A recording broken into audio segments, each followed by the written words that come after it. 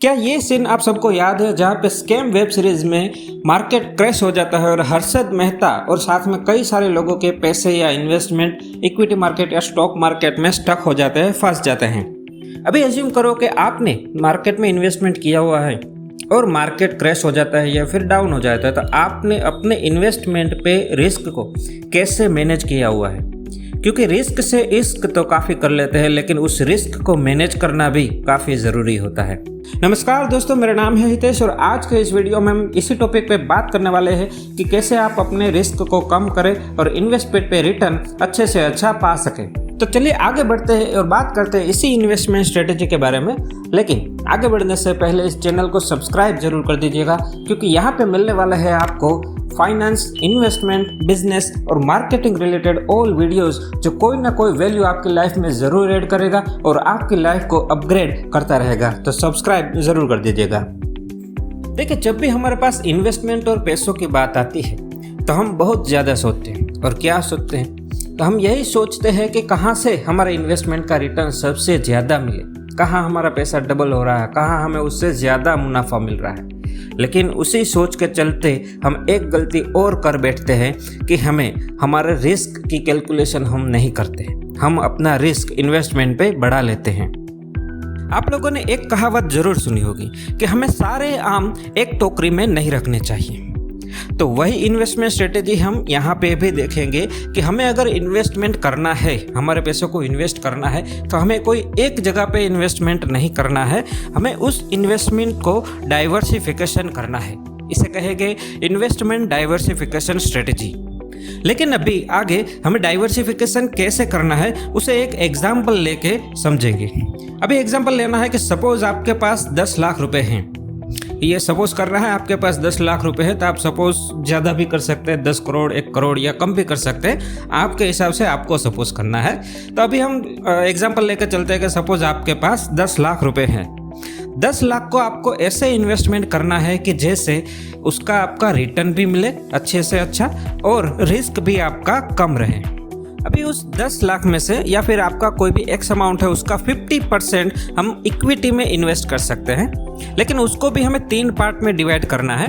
जैसे कि 25% large cap mutual fund में इन्वेस्ट कर सकते हैं, 15% मिड कैप म्यूचुअल फंड में इन्वेस्ट कर सकते हैं, 10% स्मॉल कैप म्यूचुअल फंड में इन्वेस्ट कर सकते हैं। अभी ऐसा क्यों, उसको भी हम समझते हैं। जैसे कि लार्ज कैप म्यूचुअल फंड में हम 25% इन्वेस्टमेंट करेंगे तो वहाँ पे हमारा रिटर्न स्टेबल हो जाएगा और हमारा रिस्क काफ़ी कम हो जाएगा।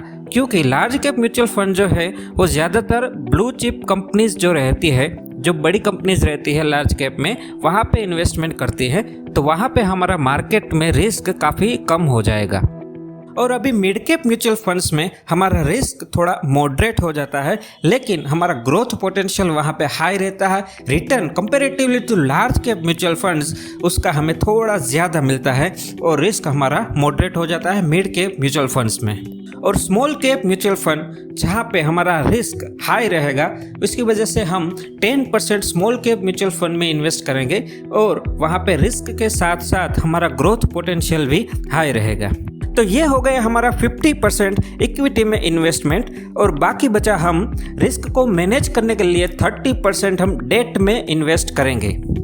अभी डेट में यहाँ पे हम 20% डेट फंड्स में इन्वेस्टमेंट करेंगे। यहाँ पे डेट फंड में कंपैरेटिवली टू इक्विटी मार्केट हमारा इन्वेस्टमेंट पे रिटर्न कम हो जाएगा, लेकिन यहाँ पे हमारा रिस्क बैलेंस हो जाएगा। और अभी यहाँ पे 10% हम शॉर्ट टर्म फिक्स डिपॉजिट में इन्वेस्टमेंट कर सकते हैं, क्योंकि शॉर्ट टर्म फिक्स डिपॉजिट में आपका रिस्क 0 हो जाएगा, फिक्स रिटर्न आ जाएगा। और इन फ्यूचर अगर आपको ऐसे कोई अमाउंट पैसों की ज़रूरत आन पड़ी तो आप फिक्स डिपॉजिट को लिक्विडेट कर सकते हैं। अब बाकी का बचा 20%, अब यहाँ पे इन्वेस्ट कर सकते हैं गोल्ड में। Old is gold. आपके घर में कोई ना कोई बड़ा होगा जो कह रहा होगा कि gold investment is the best investment, या उन लोगों ने कोई ना कोई इन्वेस्टमेंट गोल्ड में किया होगा जो अब तक काफ़ी अच्छा रिटर्न, स्लोली बट अच्छा रिटर्न दिया हुआ है। अब गोल्ड का इन्वेस्टमेंट यहाँ पे हमारे जो भी पूरा इन्वेस्टमेंट है उसके सामने एक हेज हो जाएगा।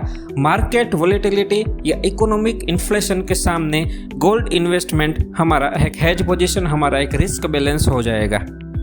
अब यहाँ पे एक और बात, फ्लेक्सिबिलिटी।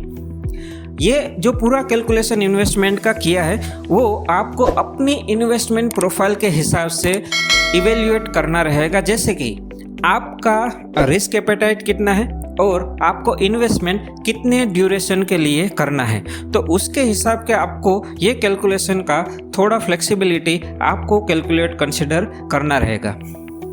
और दूसरी बात ये कि अभी आपको अगर इन्वेस्टमेंट स्टार्ट करना चाहते हैं तो आपको करंट इकोनॉमी या मार्केट सिचुएशन क्या है वो इवेल्युएट करना चाहिए, और इन फ्यूचर कम से कम 6 से 7 महीने में मार्केट में या इकोनॉमी में या कंट्री में कोई बड़ा इवेंट होने वाला है तो उसको कंसिडर करना चाहिए, उसको इवेल्युएट करना चाहिए, उसके बाद आपको इन्वेस्टमेंट स्टार्ट करना चाहिए।